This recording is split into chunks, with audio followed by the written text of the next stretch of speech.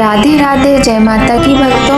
आप सभी का स्वागत करती हूँ स्पिरिचुअल ज्ञान साधना में और आप सभी से अनुरोध करती हूँ कि स्पिरिचुअल ज्ञान साधना को सब्सक्राइब कर लीजिए और बेल आइकन को प्रेस कर दीजिए ताकि आपको नई नई वीडियोस का नोटिफिकेशन। श्री गुरु चरण सरोज रज निजमन मुकुर सुधार, बरनौ रघुबर विमल जस, जो दायक फल चार। बुद्धिहीन तनु जानिके सुमिरो पवन कुमार, बल बुद्धि विद्या देव मोहि हरऊ कलेश विकार। जय माता की। राधे राधे भक्तों, कैसे हैं आप सभी लोग। आशा करते हैं आप सभी लोग हनुमान जी की कृपा से बहुत ही अच्छे होंगे। बताने के लिए कमेंट में जय माता की राधे राधे अवश्य ही लिखिएगा। प्रिय भक्तों, आज मंगलवार का दिन है और मंगलवार का दिन हनुमान जी भगवान को समर्पित होता है। आज के दिन लाल रंग के वस्त्र धारण करने चाहिए। साथ ही हनुमान जी को चोला चढ़ाना, बूंदी, लड्डू और केले का प्रसाद चढ़ाना, बंदरों को चने, केला इत्यादि खिलाना, इस प्रकार के कुछ उपाय करके हम अपने जीवन से संकटों को दूर करके हनुमान जी की कृपा के पात्र बन सकते हैं। प्रिय भक्तों, बीमारी एवं शारीरिक कष्टों को दूर करने के लिए विभिन्न प्रकार के व्रतों का उल्लेख हमारे शास्त्रों में किया गया है। मानव को मिलने वाले सुख और दुख का मूल कारण उसके पाप एवं पुण्य कर्मों का फल है। पाप कर्मों के फल स्वरूप मिलने वाले कष्टों को दूर करने एवं अपने पापों का प्रायश्चित व्रत द्वारा ही संभव है। प्रायश्चित में दान, उपवास, जप, हवन, उपासना प्रमुख है। यह सब कार्य व्रत में ही किए जाते हैं। प्रायश्चित करने से पाप और रोग दोनों ही क्षीण हो जाते हैं और जीवन में आरोग्य एवं सौभाग्य की वृद्धि होती है। मंगल यदि जन्म लग्न, वर्ष लग्न, महादशा, प्रत्यंतर दशा आदि गोचर में अनिष्टकारी हो तो उसकी शांति के लिए मंगलवार का व्रत किया जाता है। मंगल के प्रदायक देवता का वार है मंगलवार। मंगल के देवता जब प्रसन्न हो जाते हैं तो अपार धन संपत्ति, राज सुख, निरोगता, ऐश्वर्य, सौभाग्य, पुत्र पुत्री प्रदान किया करते हैं। युद्ध विवाद में शत्रुओं पर विजय, नौकरी में उच्च पद की प्राप्ति, यह सभी मंगल की कृपा से मिलता है। दुर्भाग्यवश अगर मंगल देवता रुष्ट हो जाए, अगर मंगल देवता नीच स्थान में हो, मंगल की दशा बदलकर क्रूर हो जाए तो यह देव सुख, वैभव, संतान की प्राप्ति तथा दुख और कष्टों के निवारण हेतु मंगलवार का व्रत करना चाहिए। स्वभाव की क्रूरता, रक्त विकार, संतान की चिंता, संतान को कष्ट, कर्जे को चुकाना, धन की प्राप्ति ना होना आदि निवारण हेतु मंगलवार का व्रत अति उत्तम एवं श्रेष्ठ साधन है। प्रिय भक्तजनों, श्री हनुमान जी की उपासना से वाचिक, मानसिक और संसर्ग जनित पाप, उपपाप तथा महापाप से दूर होकर सुख, धन तथा यश की प्राप्ति होती है। सभी प्रकार के सुख, ऐश्वर्य, रक्त विकार, राज दरबार में सम्मान, उच्च पद प्राप्ति एवं पुत्र प्राप्ति के लिए मंगलवार का व्रत किया जाता है। तो प्रिय भक्तों, आज मंगलवार का दिन है और आज मंगलवार का व्रत किया जाता है। आज हम आप सभी को मंगलवार की व्रत की कथा सुनाते हैं। आइए भक्तों, प्रारंभ करते हैं बहुत ही सुंदर, पौराणिक और अत्यंत दुर्लभ कथा। आप सभी से एक बार हाथ जोड़कर निवेदन करते हैं कि कथा को पूरा सुनना चाहिए। बीच में छोड़कर जाने से कथा का पुण्य फल प्राप्त नहीं होता है। ये मंगलकारी मंगलवार व्रत की कथा आप सभी को अवश्य सुनना चाहिए। यदि आप पूरी कथा का श्रवण करते हैं तो आपके जीवन में भी सब कुछ मंगल ही मंगल होगा। तो आइए भक्तों, प्रारंभ करते हैं मंगलवार व्रत कथा। बोलिए गणेश भगवान की जय, गौरी शंकर भगवान की जय, लक्ष्मी नारायण भगवान की जय, श्री हनुमान जी महाराज की जय। व्यास जी ने कहा, एक बार नैमिषारण्य तीर्थ में 80,000 मुनि एकत्र होकर पुराणों के ज्ञाता श्री सूत जी से पूछने लगे, हे महामुने, आपने हमें अनेक पुराणों की कथाएं सुनाई हैं। अब कृपा करके हमें ऐसा व्रत और कथा बताएं जिसके करने से संतान की प्राप्ति ऐसा व्रत और कथा बताएं जिसके करने से संतान की प्राप्ति हो तथा मनुष्यों को रोग, शोक, अग्नि, सर्व दुख आदि का भय दूर हो, क्योंकि कलयुग में सभी जीवों की आयु बहुत कम है। फिर इस पर उन्हें रोग चिंता के कष्ट लगे रहते हैं, तो फिर वह श्री हरि के चरणों में अपना ध्यान कैसे लगा सकेंगे। श्री सूत जी बोले, हे मुनियों, आपने लोक कल्याण के लिए बहुत ही उत्तम बात पूछी है। एक बार युधिष्ठिर ने भगवान श्री कृष्ण से लोक कल्याण के लिए यही प्रश्न किया था। भगवान श्री कृष्ण और युधिष्ठिर का संवाद तुम्हारे सामने कहता हूँ, ध्यान देकर सुनो। एक समय पांडवों की सभा में श्री कृष्ण जी बैठे हुए थे। तब युधिष्ठिर ने भगवान श्री कृष्ण से प्रश्न किया, हे प्रभु नंद नंदन गोविंद, आपने मेरे लिए अनेकों कथाएं सुनाई हैं। आज आप कृपा करके ऐसा व्रत या कथा सुनाएं जिसके करने से मनुष्य को रोग चिंता का भय समाप्त हो और उसको पुत्र की प्राप्ति हो। हे प्रभु, बिना पुत्र के जीवन व्यर्थ है। पुत्र के बिना मनुष्य नरकगामी होता है। पुत्र के बिना मनुष्य पितृ ऋण से छुटकारा नहीं पा सकता और ना ही उसका पुनग नामक नरक से उद्धार हो सकता है।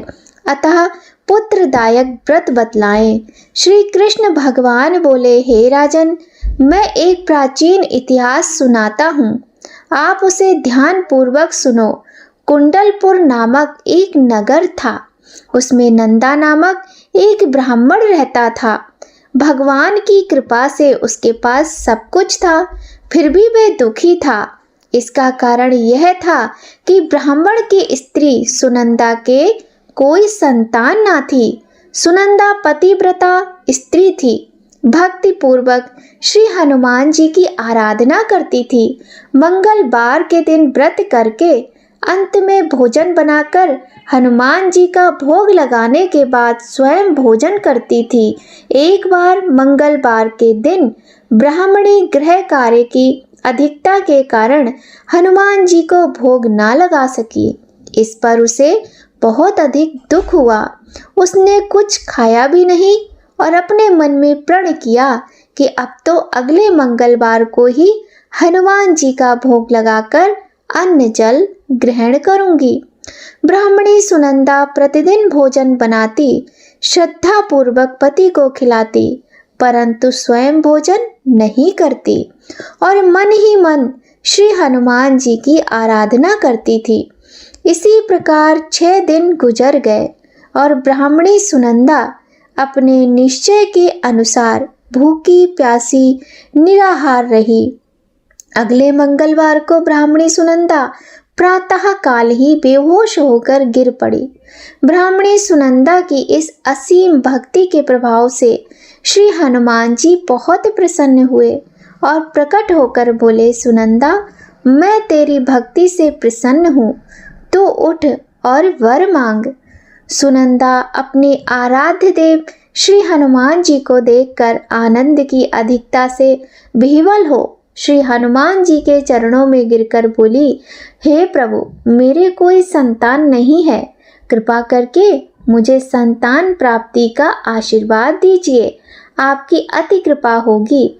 श्री महावीर जी बोले, तेरी इच्छा पूर्ण होगी, तेरे एक कन्या पैदा होगी, उसके अष्टांग प्रतिदिन सोना दिया करेंगे। इस प्रकार कहकर श्री महावीर जी अंतर ध्यान हो गए। ब्राह्मणी सुनंदा बहुत हर्षित हुई और सभी प्रकार अपने पति से समाचार कहा। ब्राह्मण देव कन्या का वरदान सुनकर कुछ दुखी हुए, परंतु सोना मिलने की बात सुनी तो बहुत प्रसन्न हुए।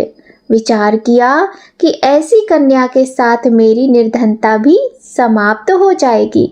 श्री हनुमान जी की कृपा से वह ब्राह्मणी गर्भवती हुई और गर्भवती होने के बाद 10वें महीने में उसे बहुत ही सुंदर पुत्री की प्राप्ति हुई।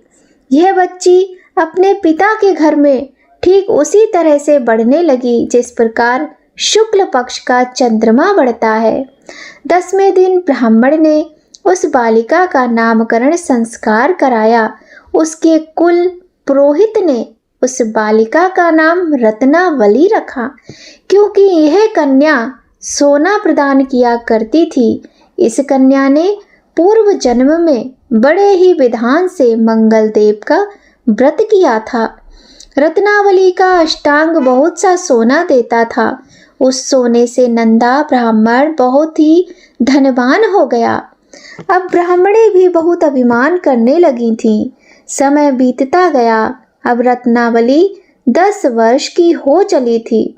एक दिन जब नंदा ब्राह्मण प्रसन्न चित्त था, तब सुनंदा ने अपने पति से कहा, मेरी पुत्री रत्नावली विवाह के योग्य हो गई है, अतः आप कोई सुंदर तथा योग्य वर देखकर इसका विवाह कर दीजिए। यह सुन ब्राह्मण बोला, अभी तो रत्नावली बहुत छोटी है।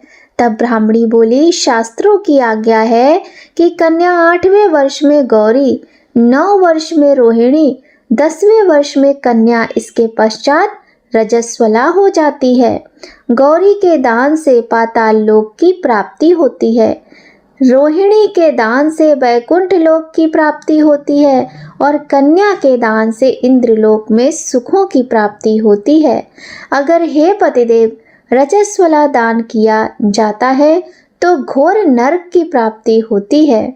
इस पर ब्राह्मण बोला, अभी तो रत्नावली मात्र 10 ही वर्ष की है। मैंने तो 16 साल की कन्याओं के विवाह कराए हैं, अभी जल्दी क्या है। तब ब्राह्मणी सुनंदा बोली, आपको तो लोभ अधिक हो गया है। शास्त्रों में कहा गया है कि माता पिता और बड़ा भाई रजस्वला कन्या को देखते हैं तो वह अवश्य ही नरकगामी होते हैं। ब्राह्मण बोला, अच्छी बात है, कल मैं अवश्य ही योग्य वर की तलाश में अपना दूत भेजूंगा। दूसरे दिन ब्राह्मण ने अपने दूत को बुलाया और आज्ञा दी कि जैसी सुंदर मेरी कन्या है वैसा ही सुंदर वर उसके लिए तलाश करो। दूत अपने स्वामी की आज्ञा पाकर निकल पड़ा। पंपई नगर में उसने एक सुंदर लड़के को देखा। यह बालक एक ब्राह्मण परिवार का बहुत गुणवान पुत्र था। इसका नाम था सोमेश्वर। दूत ने सुंदर व गुणवान ब्राह्मण पुत्र के बारे में अपने स्वामी को पूर्ण विवरण दिया। ब्राह्मण नंदा को भी सोमेश्वर अच्छा लगा और फिर शुभ मुहूर्त में विधि पूर्वक कन्या दान करके ब्राह्मण ब्राह्मणी संतुष्ट हुए। परंतु ब्राह्मण के मन तो लोभ समाया हुआ था। उसने कन्या दान तो कर दिया था, पर वह बहुत खिन्न भी था। उसने विचार किया कि रत्नावली तो अब चली जाएगी और मुझे इससे जो सोना मिलता था अब नहीं मिल पाएगा। मेरे पास जो धन था कुछ तो इसके विवाह में खर्च हो गया और जो शेष बचा है वह भी कुछ दिनों में समाप्त हो जाएगा। मैंने तो इसका विवाह करके बहुत बड़ी भूल की है। अब कोई ऐसा उपाय करो कि रत्नावली मेरे घर में ही बनी रहे, अपनी ससुराल न जावे। लोभ रूपी राक्षस ब्राह्मण के मस्तिष्क पर छाता जा रहा था। रात भर अपनी शैया पर बेचैनी से करवटें बदलते बदलते उसने एक बहुत क्रूर निर्णय लिया। उसने विचार किया कि जब रत्नावली को लेकर उसका पति सोमेश्वर अपने घर के लिए जाएगा तो वह मार्ग में छिपकर सोमेश्वर का वध कर देगा और अपनी लड़की को अपने घर ले आवेगा, जिससे नियमित रूप से उसे सोना भी मिलता रहेगा और समाज का कोई मनुष्य उसे दोष भी नहीं दे सकेगा। प्रातःकाल हुआ तो नंदा और सुनंदा ने अपने जमाई तथा पुत्री को बहुत सारा धन देकर विदा किया। सोमेश्वर अपनी पत्नी रत्नावली को लेकर ससुराल से अपने घर की तरफ चल पड़ा। ब्राह्मण नंदा महालोभ के वशीभूत हो अपनी मति खो चुका था। पाप पुण्य को उसे विचार ही न रहा था। अपने भयानक व क्रूर निर्णय को कार्य रूप देने के लिए उसने अपने दूत को मार्ग में अपने जमाई का वध करने के लिए भेज दिया था, ताकि रत्नावली से प्राप्त होने वाला सोना उसे मिलता रहे और वो कभी निर्धन ना हो। ब्राह्मण के दूत ने अपने स्वामी की आज्ञा का पालन करते हुए उसके जमाई सोमेश्वर का मार्ग में ही वध कर दिया। समाचार प्राप्त कर ब्राह्मण नंदा मार्ग में पहुंचा और रुदन करती अपनी पुत्री रत्नावली से बोला, हे पुत्री, मार्ग में लुटेरों ने तेरे पति का वध कर दिया है। भगवान की इच्छा के आगे किसी का कोई वश नहीं चलता है। अब तू घर चल, वहां पर ही रहकर शेष जीवन व्यतीत करना। जो भाग्य में लिखा है वही होगा। अपने पति की अकाल मृत्यु से रत्नावली बहुत दुखी हुई। करुण क्रंदन व रुदन करते हुए अपने पिता से बोली, हे पिताजी, इस संसार में जिस स्त्री का पति नहीं है उसका जीवन व्यर्थ है। मैं अपने पति के साथ ही अपने इस शरीर को जला दूंगी और सती होकर अपने इस जन्म को, माता पिता के नाम को तथा सास ससुर के यश को सार्थक करूंगी। ब्राह्मण नंदा अपनी पुत्री रत्नावली के वचनों को सुनकर बहुत दुखी हुआ। विचार करने लगा, मैंने व्यर्थ ही जमाई का वध करके अब पाप अपने सिर लिया। रत्नावली तो उसके पीछे अपने प्राण तक देने को तैयार है। मेरा तो दोनों तरफ से मरण हो गया। धन तो अब मिलेगा नहीं। जमाई वध के पाप के फलस्वरूप यम यातना भी भुगतनी पड़ेगी। यह सोचकर वह बहुत खिन्न हुआ। सोमेश्वर की चिता बनाई गई। रत्नावली सती होने की इच्छा से अपने पति का सिर अपनी गोद में रखकर चिता में बैठ गई। जैसे ही सोमेश्वर की चिता को अग्नि लगाई गई, वैसे ही प्रसन्न हो मंगलदेव वहां प्रकट हुए और बोले, हे रत्नावली, मैं तेरी पति भक्ति से बहुत प्रसन्न हूँ, तू वर मांग। रत्नावली ने अपने पति का जीवन दान मांगा। तब मंगलदेव बोले, रत्नावली, तेरा पति तो अजर अमर है, ये महाविद्वान भी होगा और इसके अतिरिक्त तेरी जो इच्छा हो वर मांग। तब रत्नावली बोली, हे ग्रहों के स्वामी, यदि आप मुझ पर प्रसन्न हैं कि तो मुझे ये वरदान दीजिए कि जो भी मनुष्य मंगलवार के दिन प्रातःकाल लाल पुष्प लाल चंदन से पूजा करके आपका स्मरण करे, उसको रोग व्याधि ना हो, स्वजनों का कभी वियोग ना हो, सर्प अग्नि तथा शत्रुओं का भय ना रहे। जो स्त्री मंगलवार का व्रत करे वह कभी विधवा ना हो। मंगलदेव तथास्तु कहकर अंतर ध्यान हो गए। सोमेश्वर मंगलदेव की कृपा से जीवित हो उठा। रत्नावली अपने पति को पुनः पाकर बहुत ही प्रसन्न हुई और मंगलदेव का व्रत प्रत्येक मंगलवार को करके व्रतराज और मंगलदेव की कृपा से इस लोक में सुख ऐश्वर्य को भोगते हुए अंत में अपने पति के साथ स्वर्ग लोक को गई। बोलिए मंगलदेव भगवान की जय। बोलिए श्री हनुमान जी भगवान की जय। हे मंगलदेव भगवान, हे हनुमान जी महाराज, जो भी इस कथा को सुने, पढ़े, व्रत करे, उसके सुहाग को सदा अमर रखना, उसकी रोगों से मुक्ति करना, शत्रुओं से उसको सदैव रक्षित रखना और उसकी सभी मनोकामनाओं को पूर्ण करके अन्न धन सुख संपत्ति वैभव यश पुत्र आदि की प्राप्ति कराना। आइए भक्तों, अब हम आपको मंगलवार व्रत की दूसरी कथा सुनाते हैं। इस प्रकार से है ये कथा। ऋषि नगर में केशव दत्त ब्राह्मण अपनी पत्नी अंजलि के साथ रहता था। केशव दत्त के घर में धन संपत्ति की कोई कमी नहीं थी। नगर में सभी केशव दत्त का सम्मान करते थे, लेकिन केशव दत्त संतान न होने से चिंतित रहता था। दोनों पति पत्नी प्रति मंगलवार को मंदिर में जाकर हनुमान जी की पूजा करते थे। विधिवत मंगलवार का व्रत करते हुए उन्हें कई वर्ष बीत गए। ब्राह्मण बहुत निराश हो गया, लेकिन उसने व्रत करना नहीं छोड़ा। कुछ दिनों के बाद केशव दत्त हनुमान जी की पूजा करने के लिए जंगल में चला गया और उसकी पत्नी अंजलि घर में रहकर मंगलवार का व्रत करने लगी। दोनों पति पत्नी पुत्र प्राप्ति के लिए मंगलवार का विधिवत व्रत करने लगे। कुछ दिनों बाद अंजलि ने अगले मंगलवार को व्रत किया, लेकिन किसी कारणवश उस दिन अंजलि हनुमान जी को भोग नहीं लगा सकी और वह उस दिन सूर्यास्त के बाद भूखी सो गई। अगले मंगलवार को हनुमान जी को भोग लगाए बिना उसने भोजन ना करने का प्रण कर लिया।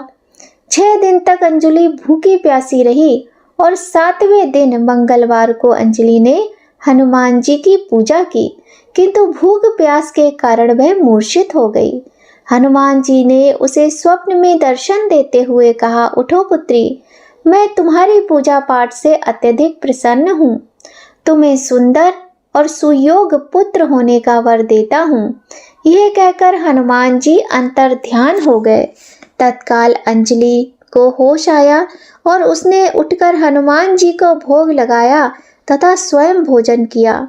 हनुमान जी की अनुकंपा से अंजलि ने एक सुंदर शिशु को जन्म दिया। मंगलवार को जन्म लेने के कारण उस बच्चे का नाम मंगल प्रसाद रखा गया। कुछ दिनों बाद अंजलि का पति केशव दत्त घर लौट आया। उसने मंगल को देखा तो अंजलि से पूछा, यह सुंदर बच्चा किसका है? अंजलि ने खुश होते हुए हनुमान जी के दर्शन देने और पुत्र प्राप्त होने का वरदान देने की सारी कथा सुना दी, किंतु केशव दत्त को उसकी बातों पर विश्वास नहीं हुआ। उसके मन में पता नहीं कैसे यह कलुषित विचार आ गया कि अंजलि ने उसके साथ विश्वासघात किया है और अपने पापों को छिपाने के लिए अंजलि झूठ बोल रही है। अब केशव दत्त ने उस बच्चे को मार डालने की योजना बनाई।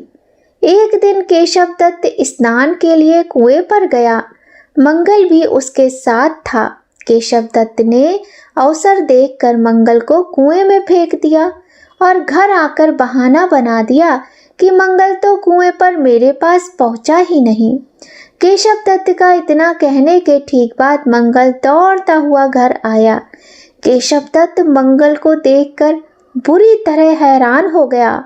उसी रात हनुमान जी ने केशव दत्त को स्वप्न में दर्शन देते हुए कहा, तुम दोनों के मंगलवार व्रत करने से प्रसन्न होकर पुत्र जन्म का वर मैंने दिया था, फिर तुम अपनी पत्नी को उल्टा क्यों समझते हो? उसी समय केशव दत्त ने अंजलि को जगाकर उससे क्षमा मांगते हुए स्वप्न में हनुमान जी के दर्शन देने की सारी। केशव दत्त ने अपने पुत्र को हृदय से लगाकर बहुत प्रेम किया। उस दिन के बाद वे सभी लोग आनंद पूर्वक रहने लगे। मंगलवार का विधिवत व्रत करने से केशव दत्त और उनके सभी कष्ट दूर हो गए। इस तरह जो भी स्त्री पुरुष विधिवत मंगलवार का व्रत करके कथा सुनते हैं, हनुमान जी उनके सभी कष्ट दूर करके घर में धन संपत्ति का भंडार भर देते हैं।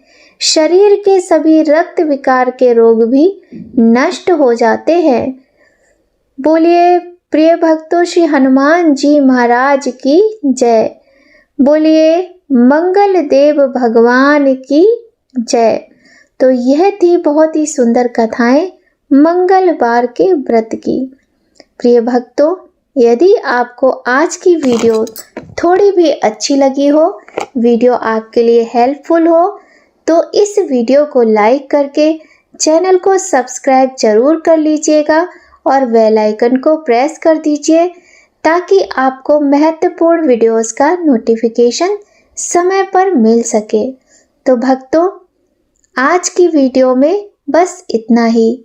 और किसी भी व्रत में हमें कथा सुनने के बाद भगवान की आरती अवश्य ही करनी चाहिए। यदि आप मंगलवार का व्रत करते हैं तो आपको हनुमान जी के और मंगल देव के मंत्रों का जाप भी अवश्य ही करना चाहिए। तो भक्तों, आप सभी लोग अपना ध्यान रखें, स्वस्थ रहें, प्रसन्न रहें। हनुमान जी भगवान की कृपा आप सभी पर सदा बनी रहे। इसी कामना के साथ आज की वीडियो यहीं पर संपन्न होती है और मिलते हैं आपसे नई कहानी, नई जानकारी के साथ एक नई वीडियो में। तब तक सभी लोग खूब खुश रहिए, स्वस्थ रहिए। जय माता की। राधे राधे भक्तों।